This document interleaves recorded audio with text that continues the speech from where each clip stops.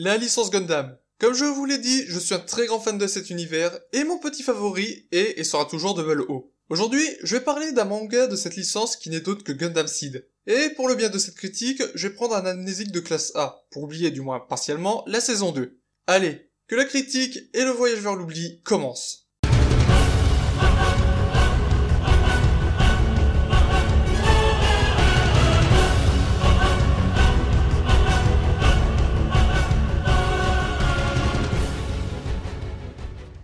Wouah, c'est dégueu ces médocs. Bordel, où je suis? Ah, je suis chez moi, et que dois-je faire? Ah, ça y est, je dois critiquer Gundam Seed. Ce manga fait partie de la licence Gundam.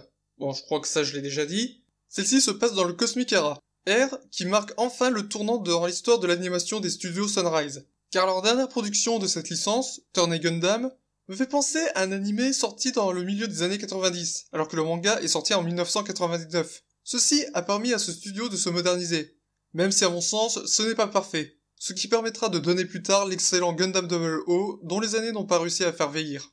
Il y a quelques secondes, je vous ai parlé du Cosmic Era, mais je ne vous ai pas dit à quoi cela correspond. En regardant le premier épisode que j'ai fait sur ma chaîne, je n'ai pas assez développé comment les univers Gundam sont gérés. Il y a un univers officiel, qui est aussi le plus important, l'UC, et tout un tas de petits univers qui reprend plus ou moins les mêmes codes, désignations et armes. Mais avec une seule et même règle, ça se passe dans un autre univers, mais dans un futur plus ou moins lointain. Pour la petite anecdote, au moment de l'écriture et de la diffusion de l'univers original, celui-ci devait se passer dans les années 2000. Voyez le résultat aujourd'hui. Si ça s'était passé comme dans MS Gundam, je serais actuellement à l'école des pilotes sur une colonie spatiale. Ah, douce utopie des années 80. Le manga a été produit par les studios... Allez, je l'ai dit. Sunrise, bravo Bobby! Studio qui a entre autres produit tous les mangas Gundam jusqu'à aujourd'hui. C'est simple, Gundam, c'est Sunrise. Mais aussi Code Geass, Gintama ou encore Nicky Larson. La première fois qu'il a été diffusé, ce fut le 5 octobre 2002, jusqu'au 27 septembre 2003, soit environ un an pour un manga de 50 épisodes. Pour dire qu'ils ont mis du cœur dans leur ouvrage. L'auteur de ce manga est Mitsuo Fukuda, qui a produit Future GPX Cyber Formula et Cross Ange. C'est bizarre, en prononçant Cross Ange, je me suis souvenu de quelque chose de terrible. Bah bref, deux œuvres qui ont été diffusées par ce studio. Eh bien, d'après mes notes, j'ai terminé mon introduction, je vais pouvoir passer aux héros. Nos deux héros, enfin, c'est un peu alambiqué quand je dis ça, car ils sont dans deux factions ennemies. Commençons par Kira Yamato, qui était un simple citoyen avant que sa colonie où il habitait se fasse attaquer par Zaft, pour récupérer les projets top secrets, les Gundam. Suite à cet événement, il devient officiellement le pilote du Strike, et sera récupéré par le vaisseau Archangel. Première question que vous vous posez, c'est pourquoi il devient pilote alors qu'il n'a aucune connaissance en pilotage? C'est simple, ce n'est pas naturel. Je reviendrai sur ça quand je parlerai de l'univers. Sa condition, il va très mal la vivre dans un premier temps, vu que la guerre qui oppose les deux factions est avant tout une guerre raciste. Et quand il le dévoile à ses amis, autant dire qu'il ne se sent pas à l'aise. Pour le personnage, il est assez classique, et il veut entre autres éviter les conflits. Mais il fait ça car il est le seul à pouvoir protéger l'Archangel, et les civils qui sont à son bord contre les Red Zaft. Il pilote le Gundam Strike, qui est un MS polyvalent, pas du même genre que le RX-78, qui est seulement équipé de plusieurs armes différentes. Le Strike, lui, a plusieurs pactages différents, qui lui permet entre autres soit d'être dans le premier cas plus rapide et plus polyvalent, soit spécialisé au corps à corps, soit à distance. Passons au deuxième héros, Arsun Zala, qui fait partie de Zaft, et dans vos têtes, vous êtes en mode « Niais, c'est quoi ce bordel? Pourquoi l'autre abruti il dit que c'est un héros alors qu'il fait partie de Zaft ?» Non, je me trompe pas, c'est bel et bien un héros. En fait, la relation entre Kira et lui est assez tendue. D'un côté, on a Kira qui protège Archangel des Red Zaft, et de l'autre, on a Arsun qui veut le détruire. Et c'est de là que vient leur relation. Ce sont des amis d'enfance. Alors l'un dans l'autre, ils ne veulent pas s'entretuer. Ce qui va me permettre de faire un parallèle sur la personnalité de notre personnage. D'abord, par rapport à son ami, il était un soldat, et il est à fond dans son rôle. Il tentera même de rallier Kira à sa cause, sauf que celui-ci refusera à chaque fois. Et on peut voir à quel point une guerre peut changer des personnes et déchirer une amitié. Ce qui rend nos deux personnages complexes. Aucun d'entre eux ne veut tuer l'autre, mais ils sont obligés de se battre, ayant tous les deux la pression des responsabilités sur leurs épaules. Notre personnage a fait partie des commandos qui ont pour but de voler les Gundam. Et suite à leur succès, il pilotera l'Aegis Gundam, un MS transformable plutôt équilibré et très puissant. Mais qui dit puissance, dit aussi très faible autonomie d'énergie, due à son nombre d'armes assez conséquent, et aussi son mode Phase Ship Armor quand il est activé. Comme tous les univers Gundam, celui-ci se passe dans le futur, et encore une fois, l'humanité est en guerre. Et cette guerre est une guerre raciale. Bordel, je déteste ce mot quand on parle d'humains. Et celle-ci n'est pas due à une différence de couleur ou d'ethnie, je ne sais pas si c'était correct de dire ça, c'est la science qui a provoqué tout ça. Les humains ont tellement avancé dans la génétique qu'ils peuvent modifier les futurs bébés à partir du fœtus de la mère, notamment pour éradiquer les maladies héréditaires, modifier l'apparence, le QI, augmenter la force, etc.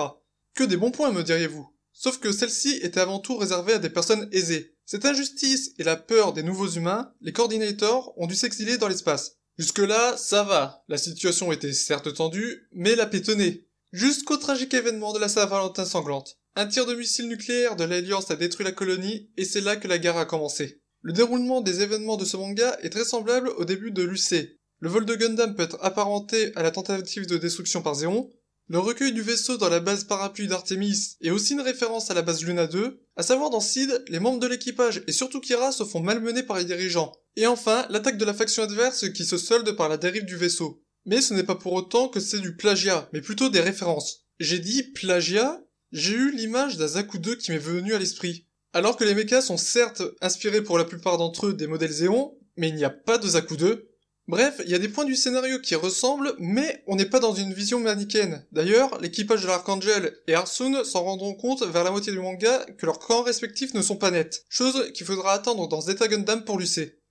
Au premier abord, on peut penser que l'antagoniste, c'est Zaft, comme ce fut Zéon pour l'UC. Sauf, comme je l'ai dit un peu plus tôt, ce manga n'est pas manichéen. Et pour preuve, Arsun qui devient hésitant, et surtout Laxus Line qui fait certes partie de Zaft, mais qui aide nos deux héros psychologiquement. Et côté Alliance, on a aussi de beaux salopards, chaussés sur la base du parapluie d'Artemis, et aussi en la personne de Azrael Multa, faisant partie d'un groupe extrémiste raciste appelé Blue Cosmos. Mais si je dois dire qui est le vrai antagoniste, c'est Ro le Creuset. Même s'il ne fait pas partie de mes antagonistes favoris, je dois dire qu'il en tient une sacrée couche. Quand Arsun lui fait part de ses doutes par rapport à son ancien ami, très mauvaise idée d'ailleurs, sa réponse fut simple. Tue-le. Et il ne veut que personne ne gagne la guerre, car il veut que l'humanité disparaisse avec lui. Ah mais si je vous dis pourquoi, vous allez gueuler. Enfin bref, le personnage en lui-même est très bien introduit, et il s'avère être un adversaire redoutable, et il est bien développé. Que demander de plus? Ah bah oui, bien sûr, les personnages secondaires, comment ne pas les citer? Il y en a toute une ribambelle autour de nos héros. Malgré tous ces personnages, je vais en retenir que 4, qui sont selon moi les plus intéressants.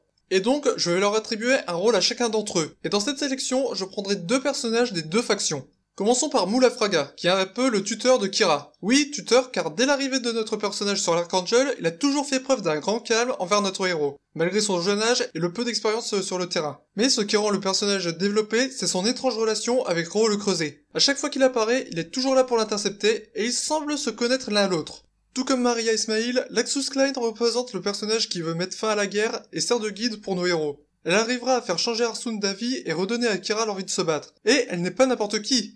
Elle est la fille d'un ministre Zaft qui voulait mettre fin à la guerre. Ministre très critiqué par sa position pacifiste, surtout par Patrick Zala qui est une figure d'autorité envers son fils, qui le considère avant tout comme un soldat avant d'être son propre fils. Pourquoi je ne le considère pas comme un antagoniste, malgré qu'il soit le président des Zaft? C'est avant tout un père de famille, qui est rongé par la mort de sa femme durant la Saint-Valentin sanglante, et qui ne souhaite qu'une chose, se venger de l'Alliance terrestre.